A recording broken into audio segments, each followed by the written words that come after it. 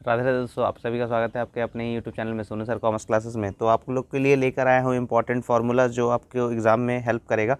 तो आज आप लोग का बीएमटी का एग्ज़ाम है, तो कौन कौन सा चैप्टर आप लोग के लिए इम्पॉर्टेंट है वो आपको पहले बता चुके हैं। तो आज आप लोग को फार्मूला कुछ बता रहे। तो देखिए ध्यान दीजिएगा, जो आपको पहला चैप्टर है वो अरिथमेटिक प्रोग्रेशन का है। अरिथमेटिक प्रोग्रेशन मतलब एपी। तो एपी का जो फॉर्मूला है वो फर्स्ट टर्म जो रहता है वो ए आपको दिया रहता है, और जो डिफरेंस होता है उसको हम लोग कॉमन डिफरेंस जो है उसको डी से डिनोट करते हैं। तो टी एन का फॉर्मूला होता है a plus n minus one into d, और डिफरेंस आप कैसे कैलकुलेट करते हैं, सेकंड टर्म में से फर्स्ट टर्म माइनस करते हैं या थर्ड टर्म में से सेकंड टर्म माइनस करते हैं। ठीक है, तो सबसे इंपॉर्टेंट फॉर्मूला टी एन का फॉर्मूला आपको याद रखना है। और सम आपको यानी एस एन आप कैलकुलेट करेंगे तो sum of nth term in A P आप जब कैलकुलेट करेंगे तो एस एन इक्वल्स टू होता है n by two a plus n minus one into d होता है। या तो अगर आपको टी एन अगर दिया हुआ है, और टी एन को हम लोग क्या बोलते हैं, लास्ट टर्म यानी एल भी उसको बोला जाता है। ठीक है ना, टी एन को ही हम लोग एल बोलते हैं। तो एस एन का फॉर्मूला क्या होता है, n by two a plus n minus one into d, या तो फिर n by two a plus t n होता है। और आपको ऐसा भी पूछा जा सकता है कि थ्री कंसेक्यूटिव नंबर्स जो है वो एपी में क्या है, तो थ्री कंसेक्यूटिव नंबर एपी में है ए माइनस डी, ए और ए प्लस डी होता है। फोर कंसेक्यूटिव नंबर अगर एपी में आपको पूछा जाए तो वो होता है ए माइनस थ्री डी, ए माइनस डी, ए प्लस डी और ए प्लस थ्री डी होता है। और arithmetic mean of two numbers के बीच में अगर पूछा जाए, ए और बी अगर दो नंबर है, तो एरिथमेटिक मीन का फॉर्मूला होता है a plus B by two होता है। तो आपको पता है एरिथमेटिक प्रोग्रेशन यानी एपी का जो रेसिप्रोकल है वो एचपी है, या एचपी का रेसिप्रोकल एपी है। तो एच हार्मोनिक प्रोग्रेशन अगर आप सॉल्व करते हैं तो एच एम अगर आपको कैलकुलेट करने के लिए बोलता है दो नंबर के बीच में, ए और बी अगर दो नंबर है तो एच एम कैलकुलेट होगा two a b divided by a plus b होता है। ये फॉर्मूला आप याद रखिएगा, ठीक है ना। तो एच एम के एच पी के बाद आपको ज्योमेट्रिक प्रोग्रेशन का बताते हैं। ज्योमेट्रिक प्रोग्रेशन मतलब जी पी।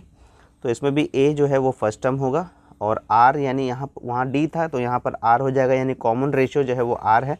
कॉमन रेशियो कैसे निकालेंगे, t two by t one या तो फिर t three by t two होता है। तो टी एन का फॉर्मूला होता है ए इंटू आर का पावर में है ये एन माइनस वन है।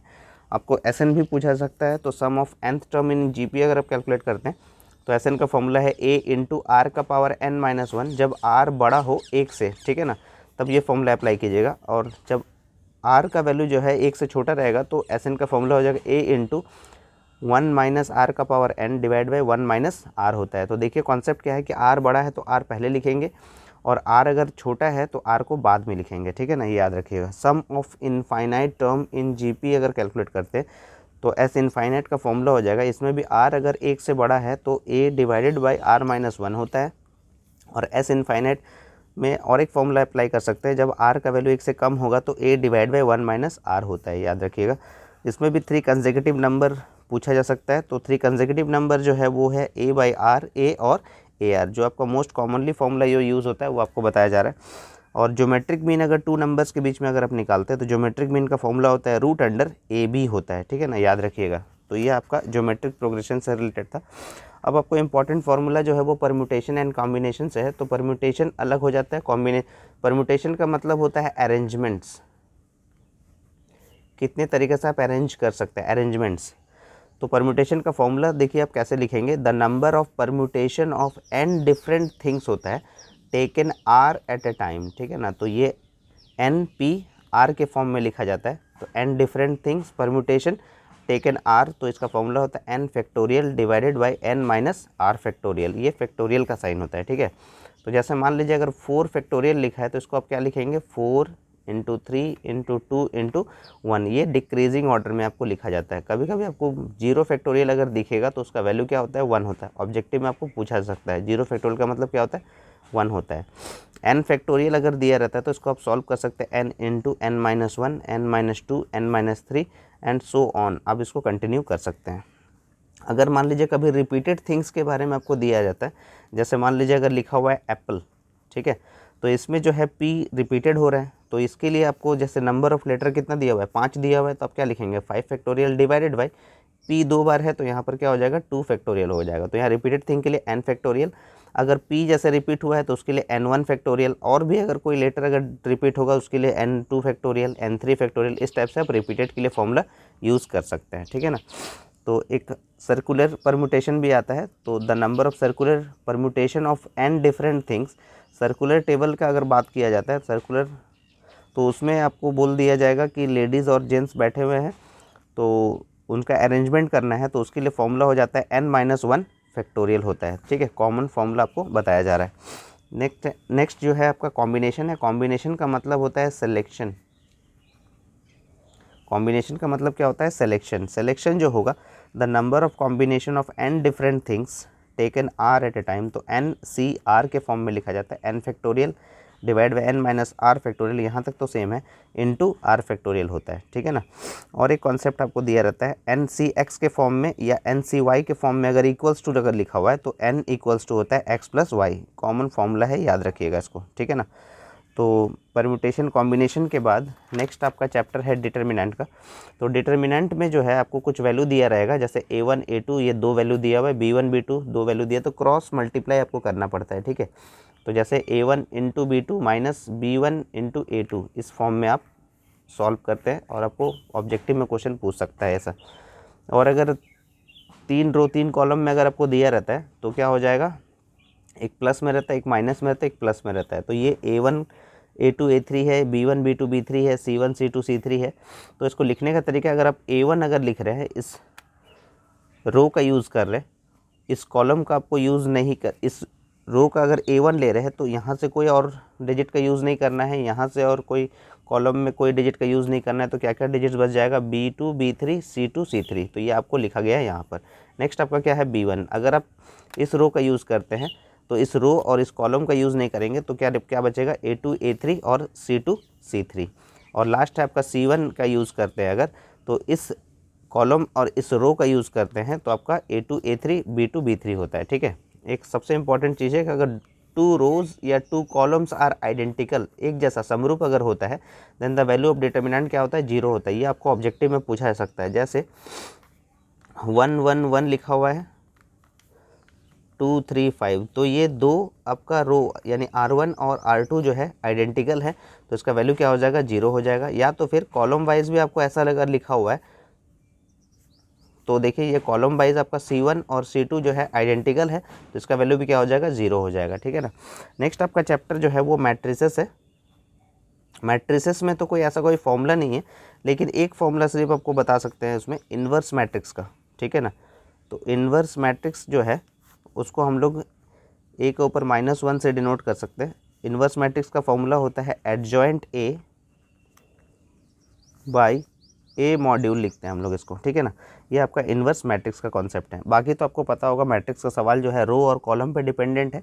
एडिशन, सब्ट्रैक्शन, मल्टीप्लिकेशन जो भी है, जो पूरा डिपेंडेंट है आपका रो और कॉलम पे। ठीक है। मैट्रिक्स के बाद आपका नेक्स्ट जो फॉर्मूला आता है वो सेट थ्योरी का आता है। तो सेट थ्योरी का जो कॉन्सेप्ट है आपका, सेट थ्योरी में सबसे इम्पॉर्टेंट है आपका यूनियन और इंटरसेक्शन। ठीक है ना। सेट थ्योरी में एक साइन आपका जो कॉमन यूज़ होता है ये है यूनियन का, यूनियन ऑफ सेट बोलते हैं। और एक आपका साइन है उल्टा यू, जिसको हम लोग इंटरसेक्शन बोलते हैं,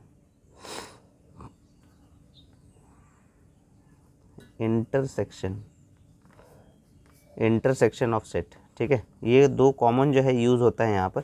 एक फॉर्मूला आपको है यहाँ पर कि n a union b equals to होता है n a plus n b. अगर टू थिंग्स के बारे में अगर बोला जा रहा है, कॉमन अगर नहीं है तो ये फॉर्मूला यूज़ कीजिएगा। और अगर कॉमन का बात कर रहा है तो a union b equals to n a plus n b minus n a intersection b होता है। ठीक है ना। तो ये आपका फॉर्मूला है। ये सेट थ्योरी के लिए बहुत ही इंपॉर्टेंट कॉन्सेप्ट है। चाय कॉफ़ी से रिलेटेड आपको सवाल दिया रहेगा, जैसे कोई हिंदी इंग्लिश से रिलेटेड आपको सवाल दिया रहेगा, तो उसमें आपका बहुत ही हेल्पफुल रहेगा। ठीक है ना। और कभी आपको क्वेश्चन में अगर पूछ देता है कि एन ए माइनस बी निकालिए, तो इसका फॉर्मूला हो जाता है n a minus n a intersection b. ये बहुत ही रेयर यूज़ होता है, लेकिन आपको पूछ सकता है एग्ज़ाम में। ठीक है ना। और वैसे ही सिमिलरली अगर लिखा रहता है बी माइनस ए, तो आप क्या लिखेंगे, n b minus n a intersection b लिखेंगे। ठीक है ना। तो ये आप लोग देख लीजिएगा, फॉर्मूला सेट थ्योरी का है। सेट थ्योरी के बाद जो है आपका एक चैप्टर है डिफरेंशिएशन का।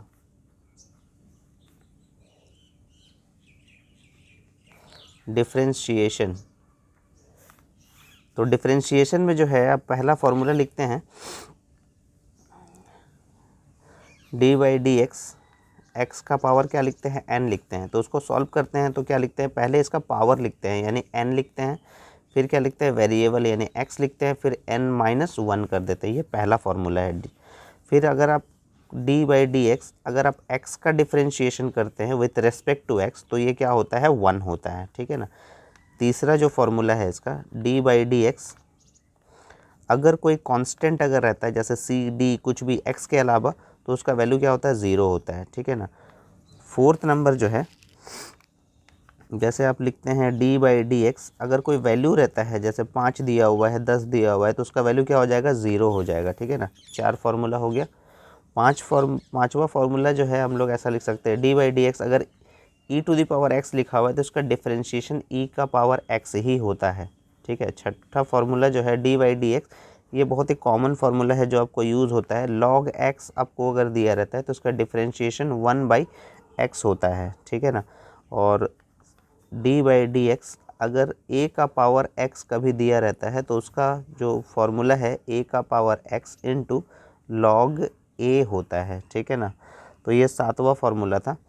8वां फार्मूला जो है आप अगर d बाई डी एक्स, अगर आप u इंटू वी के कॉन्सेप्ट में अगर सॉल्व करते हैं तो इसका फार्मूला होता है v d u by d x, plus का साइन होता है u d v by d x होता है, ठीक है ना। ये 8वां नंबर फार्मूला है। 9th नंबर फार्मूला जो है अगर आपके वो डिवाइड के कॉन्सेप्ट में अगर ये रहता है तो डिवाइड के कॉन्सेप्ट में अगर रहता है तो d by d x u by v के कॉन्सेप्ट में अगर है तो आप लिखेंगे, वही याद रखिएगा, v d u by d x minus u d v d x और होल डिवाइड बाई v का होल स्क्वायर होता है, ठीक है ना। याद रखिएगा, ये डिफरेंशिएशन का सारा फॉर्मूला ये बता दिया आपको। डिफरेंशिएशन के बाद है इंटीग्रेशन।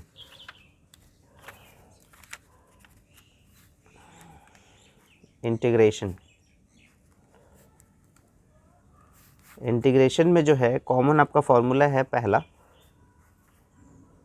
कि x to the power n dx अगर है तो आप क्या लिखेंगे, x का पावर जैसे उसमें माइनस कर रहे थे यहाँ इसमें प्लस हो जाता है, n+1 divided by n+1 plus c होता है, ठीक है ना।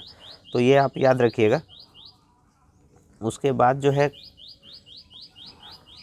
नेक्स्ट फार्मूला आपका हो सकता है कि इंटीग्रेशन अगर आपको लिखा है 1 बाई एक्स डी एक्स अगर लिखा हुआ है तो ये क्या हो जाएगा, log x प्लस सी हो जाएगा, ठीक है। कभी फार्मूला अगर ऐसा लिखा हुआ है कि इंटीग्रेशन dx का आपको ज़रूरत पड़ जाता है, इंटीग्रेशन dx का फॉर्मूला होता है x प्लस सी होता है, ठीक है। फोर्थ नंबर फार्मूला अगर इंटीग्रेशन e का पावर x अगर dx लिखा हुआ है तो उसका हो जाता है e का पावर x प्लस सी हो जाता है, ठीक है। 5वां नंबर फार्मूला अगर वो u v के कॉन्सेप्ट में रहता है, u इंटू वी के कॉन्सेप्ट में अगर रहता है तो पहले हो जाएगा u, इंटीग्रेशन का साइन दीजिएगा v डी एक्स, यहाँ पर जो है डिफरेंशिएट हो जाता है d बाई डी एक्स हो जाता है,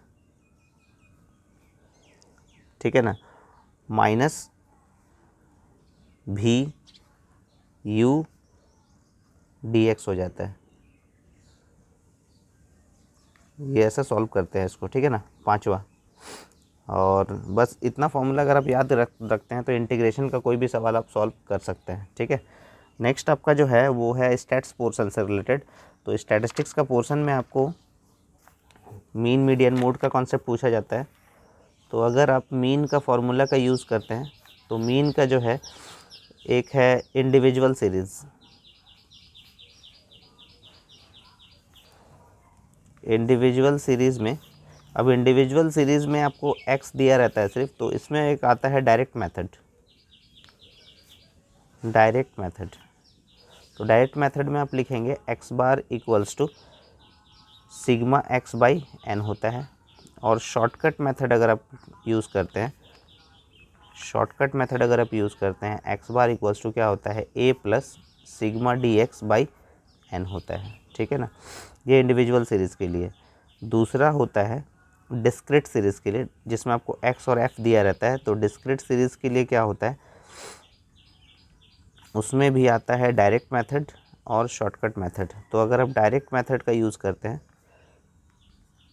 तो एक्स बार इक्वल्स टू हो जाएगा sigma f x by n होता है, ठीक है ना। और अगर शॉर्टकट मेथड का यूज़ करते हैं तो x bar equals to a plus sigma f d x by n होता है, ठीक है ना। ये डिस्क्रीट सीरीज का। नेक्स्ट है आपका कंटिन्यूअस सीरीज़। कंटिन्यूअस सीरीज़ जो है हम लोग मीन में ही अगर हम कंटिन्यू करते हैं, मीन में ही अगर कंटिन्यूअस सीरीज़ का बात करते हैं, कंटिन्यूअस सीरीज़ में क्या दिया रहेगा, सी आई और एफ दिया रहेगा। तो उसमें भी आपका क्या है, डायरेक्ट मेथड में अगर आप लिख रहे हैं तो उसका फॉर्मूला हो जाता है x bar equals to sigma f x by n, same formula use होता है। शॉर्टकट मेथड अगर आप यूज़ कर रहे हैं तो उसका भी सेम फार्मूला हो जाएगा a plus sigma f d x by n होता है। और अगर आप स्टेप डेविएशन का यूज़ कर रहे, तो क्या हो जाएगा, a plus sigma f d dash x by n होता है इंटू आई। तो डी डैश एक्स कैसे निकाला जाता है, तो D x divided by I होता है, ठीक है ना। ये मीन के सारा बता दिया आपको। मीडियन अगर पूछा जाता है तो मीडियन में क्या होता है, इंडिविजुअल और डिस्क्रीट के लिए सेम फॉर्मूला यूज़ करते हैं। इंडिविजुअल और डिस्क्रीट सीरीज़ के लिए आप लिखते हैं capital M equals to n plus one by twoth item या टर्म लिख सकते हैं, ठीक है ना। और कंटिन्यूअस सीरीज़ के लिए जिसमें सी आई और एफ दिया रहता है तो उसमें हो जाता है पहले स्मॉल एम निकालना पड़ता है एन बाई टूथ आइटम, उसके बाद आप कैपिटल एम का यूज़ करते हैं L one plus I by F और एम माइनस सी का यूज़ करते हैं, ठीक है ना। तो इस टाइप से आप फॉर्मूलाज को लिख सकते हैं, आप याद कर सकते हैं। डिस्क्रीट, कंटिन्यूअस, मीडियन का हो गया। मोड का जो है, मोड में आपका जो है सिर्फ कंटिन्यूअस सीरीज़ का ही फॉर्मूला यूज़ होता है। कंटिन्यूअस सीरीज़ के लिए ही सिर्फ फॉर्मूला यूज़ होता है मोड के लिए। तो z इक्वल्स टू आप क्या लिखेंगे, L1 plus F1 minus F0 divided by 2 F1 minus F0 minus F2 into i होता है। या तो z इक्वल्स टू क्या होता है, L1 plus F2 F0 plus F2 into i होता है। ये फॉर्मूला तब अप्लाई होता है जब सबसे हाईएस्ट जो आपका फ्रीक्वेंट वैल्यू है, जैसे मान लीजिए 180 सबसे हाईएस्ट फ्रीक्वेंट वैल्यू है और उसके बाद सभी डिजिट्स जो है वो छोटा है फ्रीक्वेंसी में दिया हुआ है, तो आपको ये फॉर्मूला यूज़ करना है। लेकिन ये फॉर्मूला तब अप्लाई होगा जब आपका सबसे बड़ा वैल्यू 180 है लेकिन आपका सब जो टैली मार्क है 170 में अगर आता है, तब जाके आपको ये फॉर्मूला, अल्टरनेट फॉर्मूला का यूज़ किया जाता है, ठीक है ना। 180 अगर सबसे फ्रीक्वेंट वैल्यू जो है एफ फ्रीक्वेंसी में सबसे हाईएस्ट वैल्यू वही दिया हुआ है, सबसे ज़्यादा टैली मार्क इसी में आया है, तो आप ये फॉर्मूला यूज़ कीजिएगा। 180 सबसे हाईएस्ट वैल्यू है लेकिन सबसे ज़्यादा टैली मार्क 170 में आया है, तो ये फॉर्मूला यूज़ कीजिएगा। तो ये मोड का आपको बता दिया कंटिन्यूअस सीरीज़ का, ठीक है ना। एक आपका है ज्योमेट्रिक मीन, आपको एक चैप्टर दिया हुआ है स्टैटिस्टिक्स पोर्शन में। तो ज्योमेट्रिक मीन का जो फॉर्मूला होता है वो n रूट में होता है x1 इंटू x2 x3, जो भी आपको नंबर दिया रहेगा उसका यूज़ कर सकते हैं, ठीक है ना। और हार्मोनिक मीन में आपका जो फॉर्मूला होता है, एक चैप्टर है आपका हार्मोनिक मीन का, तो HM में जो फॉर्मूला होता है n divide by sigma 1 by x का यूज़ कीजिएगा। अगर इंडिविजुअल सीरीज़ है, डिस्क्रीट है तो f इंटू 1 बाई एक्स हो जाएगा, और कंटिन्यूअस है तो उसमें भी वही फॉर्मूला यूज़ होता है, ठीक है ना। तो इसका ज़्यादा यूज़ मेरे हिसाब से GM का ही यूज़ होगा, HM का यूज़ उतना नहीं है अभी, ठीक है ना, जो आपको एग्ज़ाम में पूछा जाएगा। HM के बाद जो है आपका एक फार्मूला है, HM के बाद एक आपका लिस्ट स्क्वायर्स मेथड में आपको पूछा जाएगा टाइम सीरीज़ में। तो टाइम सीरीज़ जो है उसमें मेथड ऑफ लिस्ट स्क्वायर्स है आपका, एक मेथड ऑफ लिस्ट स्क्वायर्स। तो उसमें एक ट्रेंड निकाला जाता है YC equals to A plus BX वाला फार्मूला आप यूज़ करते हैं, ठीक है ना। तो आप इस टाइप से कैलकुलेट करते हैं, तो YC equals to A plus BX का फॉर्मूला यूज़ करते हैं मेथड ऑफ लिस्ट स्क्वायर्स में, ठीक है। और नेक्स्ट जो है कॉन्सेप्ट है आपका, एक आप प्रोबेबिलिटी का, तो बहुत सारा फार्मूला है आपका, प्रोबेबिलिटी का तो फॉर्मूला आप कॉन्सेप्ट के हिसाब से यूज़ करते हैं। तो एक आपका चैप्टर है इसमें interpolation and extrapolation, interpolation and extrapolation.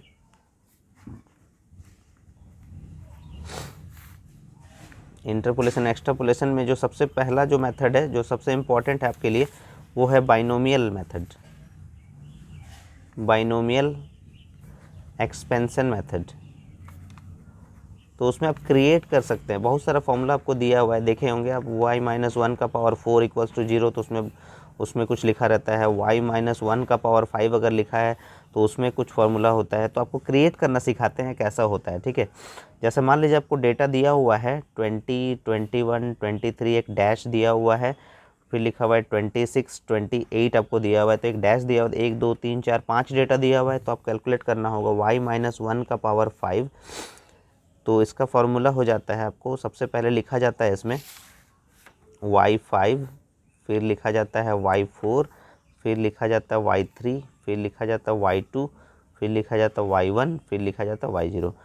5, 4, 3, 2, 1, 0। तो ये प्लस में रहता है, एक माइनस में रहता है, फिर एक प्लस में रहता है, फिर एक माइनस में रहता है, फिर एक प्लस में, फिर एक माइनस में। लेकिन यहाँ एक डिजिट फुलफ़िल करना रहता है, तो वही आपको क्रिएट करना सिखा रहा है। तो कैसे कैलकुलेट करते हैं, तो 5 डेटा दिया हुआ है, तो 5 × 1 डिवाइडेड 1, ये पहला स्टेप है। तो पहला डिजिट आपका आ गया 5। जो आपका आंसर आता है 5, अब आपको ऊपर से एक डिजिट घटाते जाना है, यानी न्यूमरेटर में आपको एक डिजिट घटा देंगे, 5 में से घटा देंगे तो 4 आ जाएगा, और डिनोमिनेटर में आपको एक जोड़ना है, तो कितना हो जाएगा, 2 हो जाएगा। तो यानी आपको कैलकुलेट करने पे 10 आएगा। जो आपका आंसर आ गया 10 लिखिए, पहले 5 लिखे थे, 4 लिखे थे, अब एक और डिक्रीज़ कर दीजिए, 3 हो जाएगा, और नीचे बढ़ जाएगा, 3 हो जाएगा। तो आपका आंसर फिर से आ गया 10। जब तक 1 नहीं आता है तब तक आपको सॉल्व करना है। तो 10 लिखेंगे यहाँ पर, 5, 4, 3 लिखे तो यहाँ 2 हो जाएगा, यहाँ 3 के बाद क्या हो जाएगा, 4 हो जाएगा, ठीक है ना। तो आपका आंसर आ गया 5।